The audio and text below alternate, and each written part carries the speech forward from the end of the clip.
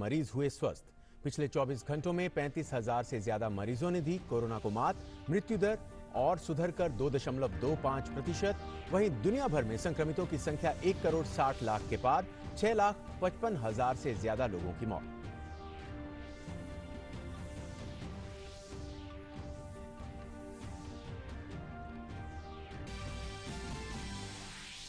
विश्व हेपेटाइटिस दिवस आज। लोकसभा अध्यक्ष, केंद्रीय स्वास्थ्य मंत्री सहित अन्य केंद्रीय मंत्रियों ने लिया कॉन्क्लेव में हिस्सा। इस साल की theme hepatitis free future.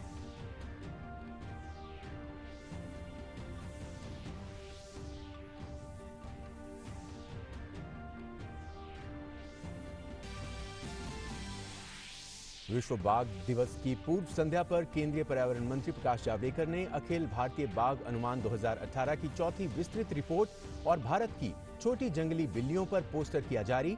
Bharat में पूरी दुनिया के 70% बाघ को बड़ी सफलता बताते हुए देशवासियों और वन्य कर्मियों को दिया कामयाबी का श्रेय।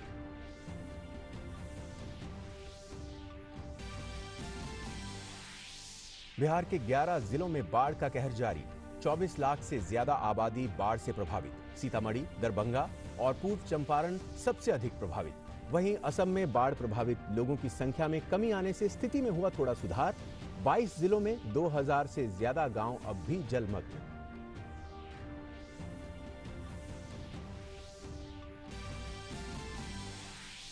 मलेशिया के पूर्व प्रधानमंत्री नजीब रज़ाक अरबों डॉलर के सरकारी निवेश की लूट से जुड़े भ्रष्टाचार के मामले में दोषी करार। नजीब पर सत्ता का दुरुपयोग करने, भरोसा तोड़ने के 3 आपराधिक सहित धन शोधन के हैं आरोप।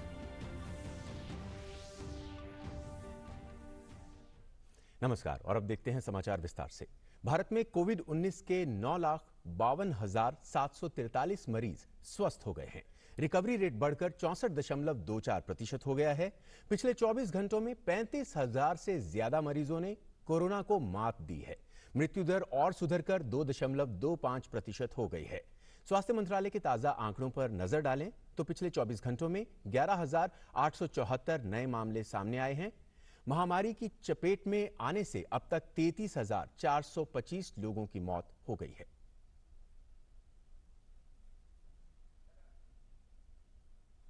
कोरोना वायरस के खिलाफ भारत एक निर्णायक जंग लड़ रहा है और इससे निपटने के लिए प्रधानमंत्री नरेंद्र मोदी के नेतृत्व में केंद्र सरकार की सराहनीय भूमिका रही है।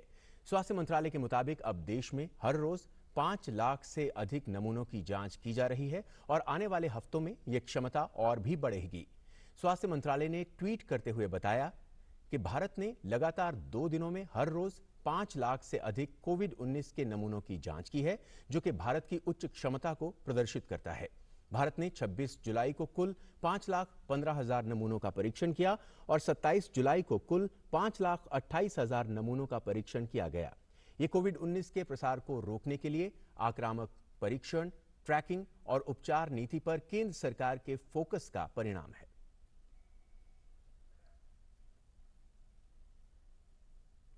विश्व हेपेटाइटिस दिवस के अवसर पर लोकसभा अध्यक्ष ओम बिरला, केंद्रीय स्वास्थ्य मंत्री डॉक्टर हर्षवर्धन सहित कई अन्य मंत्रियों ने सांसदों के साथ संवाद किया।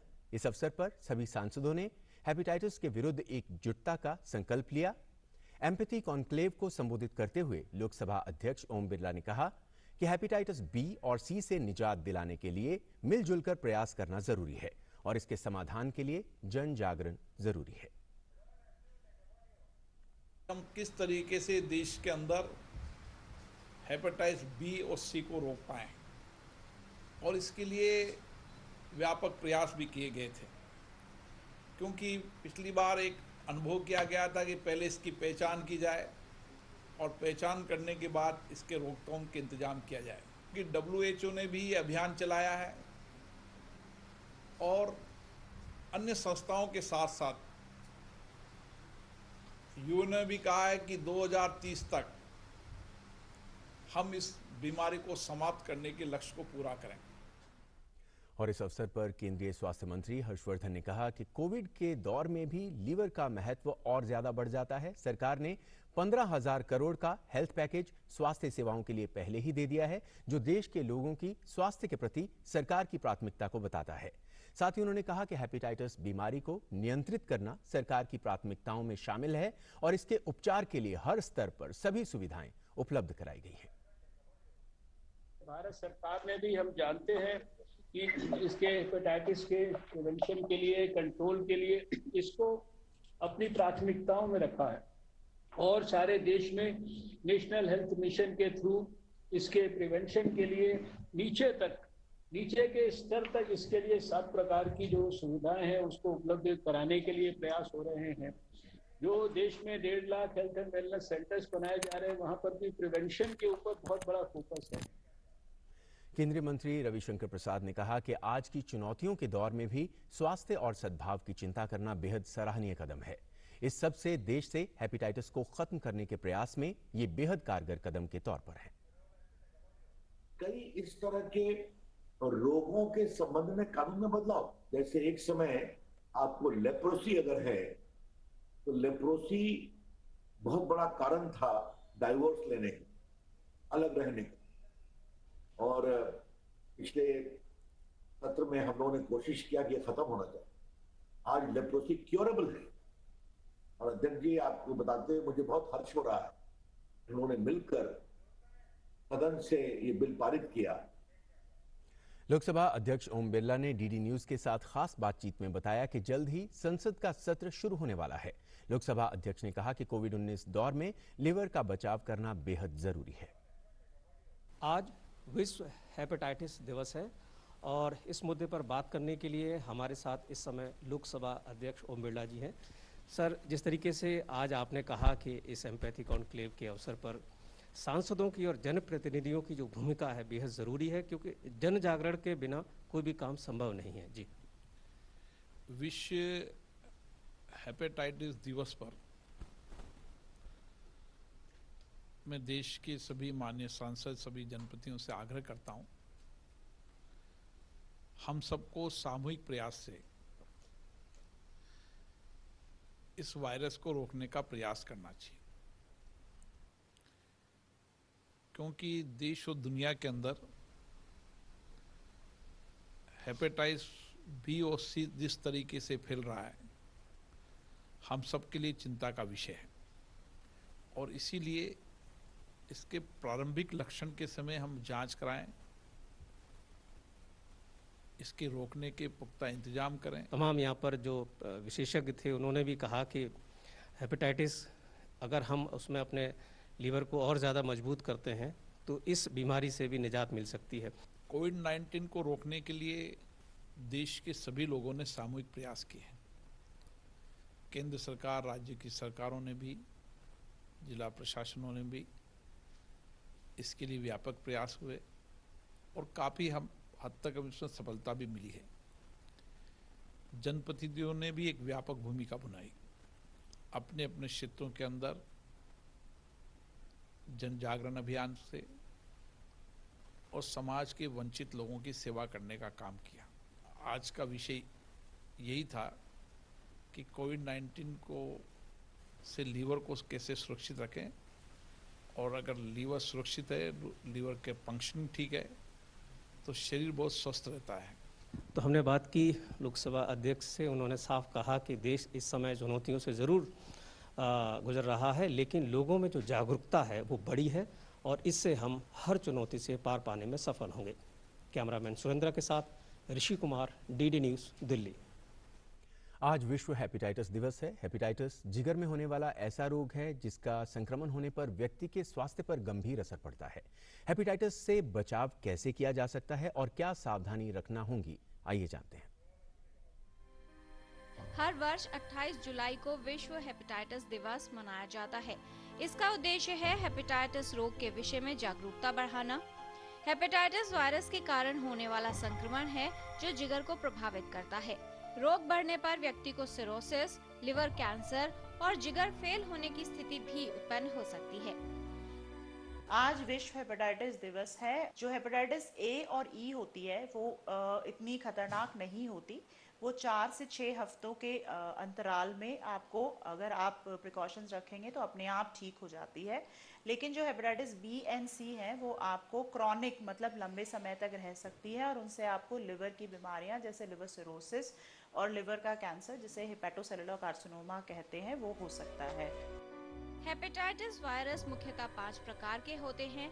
हेपेटाइटिस ए और ई दूषित जल या दूषित भोजन के कारण फैलता है, जबकि हेपेटाइटिस बी, सी और डी HIV की ही तरह संक्रमित रक्त और शरीर के संक्रमित द्रवों से फैलते हैं। हेपेटाइटिस ए और ई से बचाव के लिए जरूरी है कि खाना बनाने व खाने से पहले हाथ धोएं, स्वच्छ व ताज़ा पका भोजन ही खाएं, बाजार के कटे फल, सब्जियां और सलाद न खाएं, पानी को उबाल कर पिए, शौच के बाद हाथों को अच्छी तरह स्वच्छ पानी व साबुन से धोएं। हेपेटाइटिस बी और सी से बचाव के लिए जरूरी है कि सुरक्षित यौन संबंध बनाएं, रक्त चढ़ाने से पूर्व रक्त की जांच जरूरी है, स्टेरिलाइज सुई व सिरिंज का प्रयोग करें, सुरक्षित रक्त चढ़ाना आवश्यक है, गर्भवती महिला को संक्रमण होने पर उसका इलाज जरूर करवाएं। शिशु में हेपेटाइटिस बी का टीकाकरण आवश्यक है। हेपेटाइटिस के विषय में युवाओं को जानकारी दें, टैटू के लिए नई सुई का प्रयोग करें। हेपेटाइटिस के विषय में जानकारी और सावधानी जरूरी है। हेपेटाइटिस के प्रति जागरूकता ही इस संक्रमण से बचाव का उपयोगी विकल्प है। किरण भारद्वाज, डीडी न्यूज। विश्व बाघ दिवस की पूर्व संध्या पर केंद्रीय पर्यावरण मंत्री प्रकाश जावड़ेकर ने अखिल भारतीय बाघ अनुमान 2018 की चौथी विस्तृत रिपोर्ट और भारत की छोटी जंगली बिल्लियों पर पोस्टर जारी किया। इस मौके पर केंद्रीय पर्यावरण मंत्री ने भारत में पूरी दुनिया के 70% बाघ को बड़ी सफलता बताते हुए देशवासियों और वन्य कर्मियों को दिया कामयाबी का श्रेय। दुनिया के 70% बाघ भारत में है। भारत को गर्व होना चाहिए। 70% हमारे पास है और 70% बाघों के साथ आज हम दुनिया का नेतृत्व करते हैं। देखो, भारत की ये सॉफ्ट पावर्स है और सॉफ्ट पावर को हमें दुनिया के सामने बहुत तरीके से ले जाना भी चाहिए। जावड़ेकर ने यह भी कहा कि बाघ का संरक्षण सुनिश्चित करने से जल, वायु और जैव विविधता को सुरक्षित किया जा सकता है। प्रकृति का एक अनमोल रत्न है बाघ, और जब बाघ होता है तो जंगल अच्छा होना पड़ता है, घास होना पड़ता है, पानी होना पड़ता है, और प्रे बेस जो है, जिन प्राणियों को वो शिकार करके खाता है, वो भी सब चेन होनी चाहिए। तो एक तरह से हमारे प्रकृति का ठीक होने का ये एक सर्टिफिकेट है। पर्यावरण, वन और जलवायु परिवर्तन राज्य मंत्री बाबुल सुप्रियो ने कहा कि ये रिपोर्ट अद्वितीय है क्योंकि पहली बार बाघों के लिंग अनुपात की भी गणना की गई है। The tiger co-predators and prey in India, that book, it is a detailed report of the 4th All India Tiger Estimation, and it's very, very unique in certain ways. Number A, it has the abundance index of co-predators and other species that has been carried out, which which was hitherto only restricted to occupancy. The sex ratio of tigers, the anthropogenic effects on tiger population, it has been elaborated in a detailed manner, which you can see in the book. The tiger abundance within pockets in tiger reserves, it has also been demonstrated for the first time. Bhajpa राष्ट्रीय अध्यक्ष JP Nadda ने झारखंड सरकार पर निशाना साधा। झारखंड में 8 जगहों पर बीजेपी कार्यालयों का वीडियो कॉन्फ्रेंस के जरिए उद्घाटन करने के बाद जेपी नड्डा ने झारखंड सरकार पर गरीबों के लिए पीएम मोदी द्वारा भेजे गए राशन का राज्य में सही तरीके से वितरण न करने का आरोप लगाया। प्रधानमंत्री इधर से राशन भेज रहे हैं, गरीबों के लिए भेज रहे हैं, लेकिन वह राशन भी ठीक से डिस्ट्रीब्यूट नहीं हो रहा है, उसमें भी घोटाले हो रहे। मित्रों, ये फर्क पड़ता है सुशासन का और कुशासन का। जेपी नड्डा ने कहा कि वो कल सभी भाजपा शासित प्रदेशों के मुख्यमंत्रियों के साथ बात करेंगे। कल मैं सभी प्रदेशों के बीजेपी के मुख्यमंत्रियों से वीडियो कॉन्फ्रेंस में बात करने वाला हूं। लगभग 5,000 करोड़ रुपए स्ट्रीट वेंडर्स के लिए रखा है और इस 5,000 करोड़ रुपए स्ट्रीट वेंडर्स में 50 लाख स्ट्रीट वेंडर्स को जो हमारे सड़क पर जो ठेला लगाते हैं उनको सुविधा देने का काम किया गया है। और अब कुछ खबरें बाढ़ से जुड़ी हुई। बिहार के 11 जिलों में बाढ़ का कहर जारी है। इन जिलों की 765 पंचायतों में 24 लाख से अधिक की आबादी प्रभावित हुई है। सीतामढ़ी, दरभंगा और पूर्वी चंपारण सबसे अधिक प्रभावित हैं, जहां 14 ब्लॉक प्रभावित हुए हैं। मुजफ्फरपुर में 13 प्रखंड बाढ़ से प्रभावित हैं। बिहार में एनडीआरएफ की 17 और एसडीआरएफ की 8 टीमें बचाव और राहत कार्य में लगी हुई हैं। अब तक 1,67,000 से अधिक लोगों को बाढ़ग्रस्त इलाकों से निकाला गया है। बाढ़ प्रभावित क्षेत्रों में 30 राहत शिविरों में 14,000 लोग रह रहे हैं, जबकि 703 सामुदायिक रसोई के माध्यम से 3 लाख से अधिक लोगों को पका हुआ भोजन दिया जा रहा है। सरकार ने बाढ़ से संबंधित घटनाओं में 8 मौतों की पुष्टि की है। इनमें से 4 दरभंगा में और 4 पश्चिमी चंपारण में हुई हैं। पानी के तेज बहाव के कारण टूटे 3 तटबंधों की मरम्मत का काम युद्धस्तर पर चल रहा है। समस्तीपुर, दरभंगा और मुजफ्फरपुर नरकटियागंज रेलखंड पर चलने वाली रेलगाड़ियों को एक रेल पुल पर बाढ़ का पानी आ जाने के कारण वैकल्पिक मार्गों से चलाया जा रहा है। मौसम विभाग ने मंगलवार को नेपाल और बिहार के जलग्रहण क्षेत्रों में भारी बारिश और अगले 2 दिनों में इन क्षेत्रों में हल्की से मध्यम बारिश की भविष्यवाणी की है। असम में पिछले 24 घंटों में बाढ़ की स्थिति में थोड़ा सुधार हुआ है। बाढ़ प्रभावितों की संख्या 24 लाख से घटकर 22,33,920 के नीचे आ गई है। हालांकि गोलाघाट जिले में बाढ़ से एक और मौत होने से प्रदेश में मरने वालों की संख्या बढ़कर 103 हो गई है। राज्य के 22 जिलों में 64 राजस्व मंडलों के अंतर्गत 2026 गांव की 1,09,236 हेक्टेयर से अधिक फसल पानी में डूबी हुई है। हालांकि 7 जिलों में नदियों का जलस्तर अभी खतरे के निशान से नीचे है। राज्य में गोलपारा जिले में बाढ़ से सबसे ज्यादा 4,62,084 लोग प्रभावित हुए हैं। वहीं इसके बाद बारपेटा और मोरीगांव जिले हैं। राज्य भर में 259 राहत शिविर चलाए जा रहे हैं, जिनमें 45,000 से ज्यादा लोग शरण लिए हुए हैं। पश्चिम बंगाल के सिलीगुड़ी में लगातार हो रही बारिश से कई भागों में जल जमाव की स्थिति हो गई है, जिससे सामान्य जनजीवन अस्त व्यस्त हो गया है। पिछले 24 घंटे में 75.60 मिलीमीटर बारिश दर्ज की गई है। राज्य के महानंदा नदी खतरे के निशान से ऊपर बह रही है। उत्तर प्रदेश के उप मुख्यमंत्री केशव प्रसाद मौर्य आज अयोध्या के दौरा कर रहे हैं। अपने इस दौरे में उप मुख्यमंत्री श्री मौर्य ने भगवान रामलला और हनुमानगढ़ी का दर्शन पूजन भी किया। हनुमानगढ़ी में पूजा अर्चना के बाद उप मुख्यमंत्री ने महंत नृत्य गोपाल दास से भी मुलाकात की। 5 अगस्त को प्रधानमंत्री नरेंद्र मोदी मंदिर निर्माण के लिए भूमि पूजन कार्यक्रम में भाग लेने के लिए अयोध्या आ रहे हैं। उप मुख्यमंत्री इस सिलसिले में जिले में तैयारियों को लेकर समीक्षा बैठक करेंगे। इस क्रम में आज कई बैठकें प्रस्तावित हैं। श्री हनुमान जी महाराज भगवान श्री रामलला जी का दर्शन करने के बाद श्री राम जन्मभूमि तीर्थ क्षेत्र जो ट्रस्ट है उसके पूज्य अध्यक्ष पूज्य महाराज जी नृत्य गोपाल दास जी महाराज के श्री चरणों में प्रणाम किया हूँ। अभी कारसेवकपुरम जा रहा हूँ। उसके बाद सर्किट हाउस में 5 अगस्त को जो कार्यक्रम यहाँ पर भूमि पूजन का माननीय प्रधानमंत्री जी के कर कमलों द्वारा संपन्न होना है, उसकी तैयारियों की समीक्षा करेंगे। इस बीच श्री राम जन्मभूमि तीर्थ क्षेत्र ट्रस्ट के महामंत्री चंपत राय ने एक वीडियो जारी कर राम भक्तों से सोने और चांदी की ईंटें नहीं भेजने की अपील की है। अपने वीडियो संदेश में उन्होंने कहा कि श्री राम मंदिर निर्माण के लिए फिलहाल राम भक्त पैसे भेज सकते हैं जिसकी जरूरत है, लेकिन सोने या चांदी की ईंट ना भेजें। इसी बीच अयोध्या में राम मंदिर भूमि पूजन के लिए बद्रीनाथ धाम से विश्व हिंदू परिषद के कार्यकर्ता बद्रीनाथ धाम की मिट्टी और अलकनंदा नदी का जल लेकर अयोध्या के लिए आज सुबह रवाना हुए।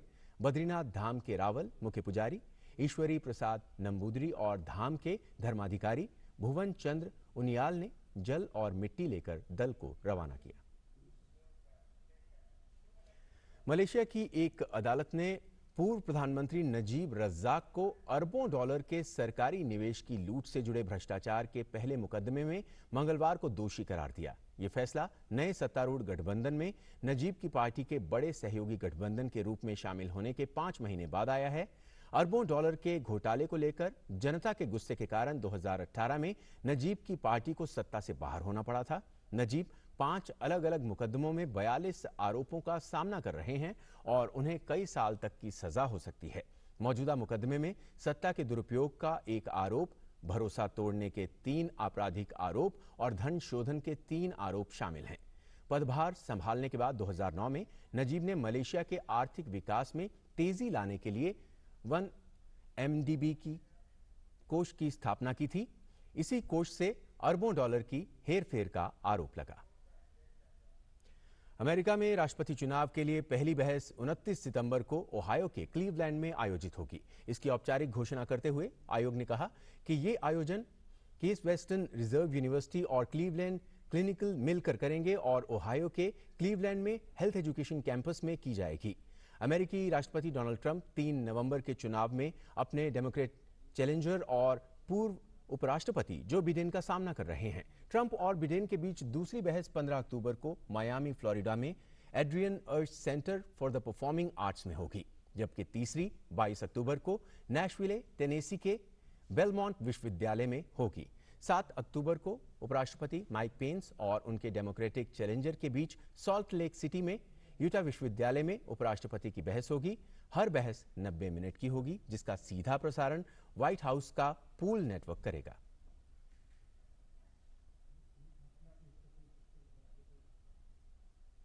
पूरी दुनिया कोविड-19 महामारी के कारण बेहाल है और संक्रमण के मामले हर दिन लगातार बढ़ते जा रहे हैं।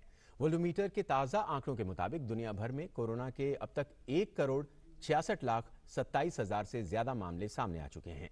इसके अलावा दुनिया में कोरोना वायरस के कारण हुई मरने वालों की संख्या 6,55,000 को पार कर चुकी है। वहीं दुनिया भर में कोरोना से अब तक 1,02,00,000 से अधिक लोग ठीक हो चुके हैं। इस महामारी के कारण अमेरिका और ब्राजील सबसे ज्यादा बुरी तरह प्रभावित हैं।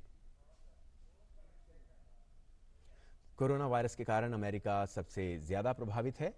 अमेरिका में संक्रमण के मामलों में लगातार वृद्धि देखी जा रही है और पिछले 24 घंटे में 59,000 से अधिक संक्रमण के मामले सामने आए हैं, जिससे देश में अब तक कुल 44,31,000 से ज्यादा लोग संक्रमित हैं, जबकि 1,50,000 से ज्यादा लोग इस महामारी का शिकार हो चुके हैं। वहीं सेनेट में रिपब्लिकन ने सोमवार को $1 ट्रिलियन के कोरोना वायरस सहायता पैकेज की घोषणा की है, जिससे बेरोजगारों को मदद देने वाले पैकेज की अवधि को और बढ़ाया जा सके। रिपब्लिकन के मिच मैककॉनेल ने इस पैकेज के लिए डेमोक्रेट्स से सहयोग देने की अपील की है। साथ ही अमेरिका के राष्ट्रीय सुरक्षा सलाहकार रॉबर्ट ओब्रायन कोरोना पॉजिटिव पाए गए हैं। वो अमेरिका में अब तक के सबसे शीर्ष अधिकारी हैं जो कोरोना संक्रमित पाए गए हैं। वहीं व्हाइट हाउस ने बयान जारी करते हुए बताया कि राष्ट्रपति ट्रंप या उपराष्ट्रपति माइक पेंस को किसी प्रकार का कोई खतरा नहीं है। अब बात कोरोना वैक्सीन की। कोरोना वायरस की वैक्सीन बनाने की कड़ी में दुनिया का सबसे बड़ा ट्रायल शुरू हो चुका है। अंतिम चरण के इस ट्रायल में अमेरिका में 30,000 लोगों को शामिल किया गया है।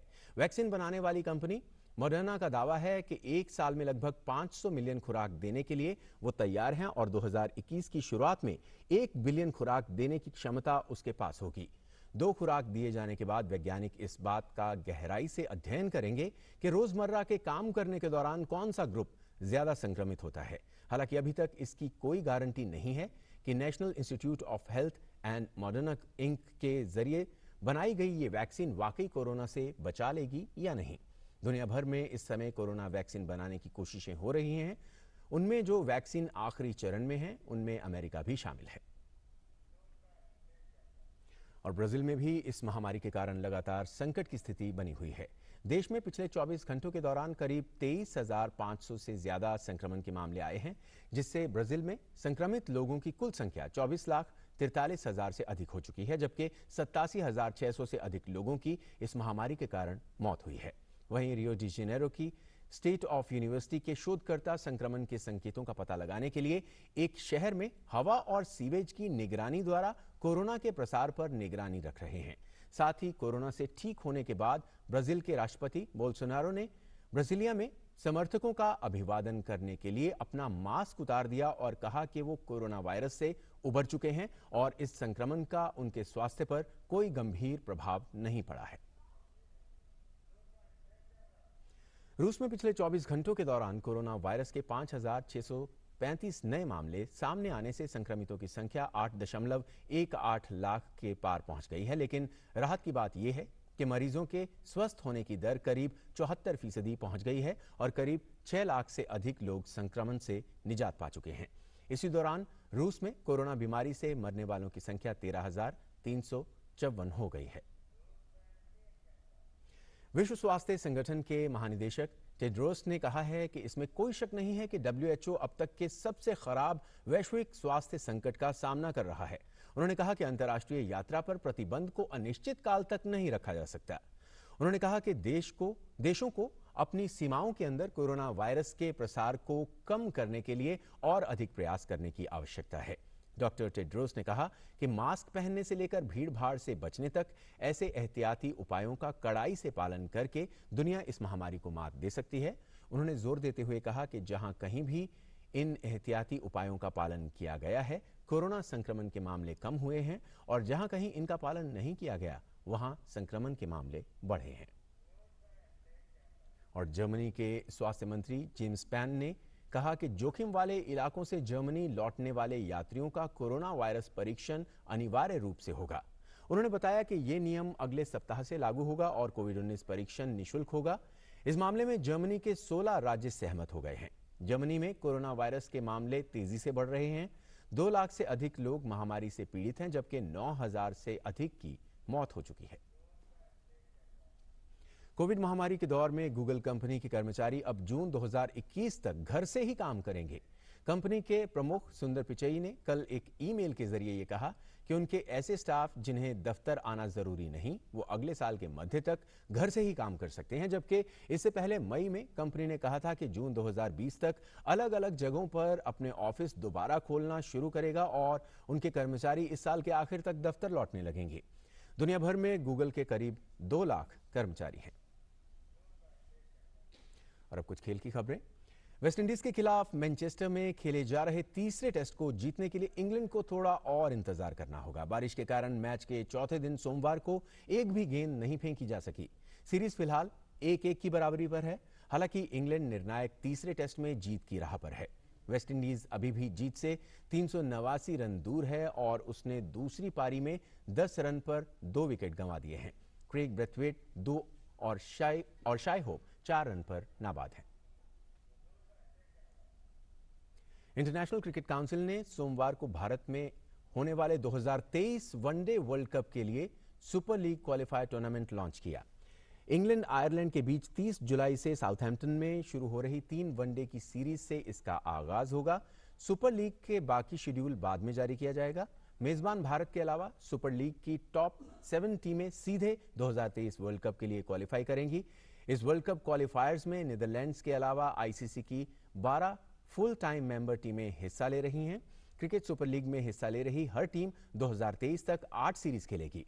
इनमें 4 घरेलू और 4 विदेशी सीरीज होंगी। हर सीरीज में 3 मैच होंगे। इन सीरीज में जीत और हार के आधार पर रैंकिंग मिलेगी और इसी आधार पर टीमें 2023 आईसीसी वर्ल्ड कप के लिए क्वालिफाई कर पाएंगी। और इसके साथ ही इस बुलेटिन में फिलहाल इतना ही। दीजिए इजाजत। नमस्कार।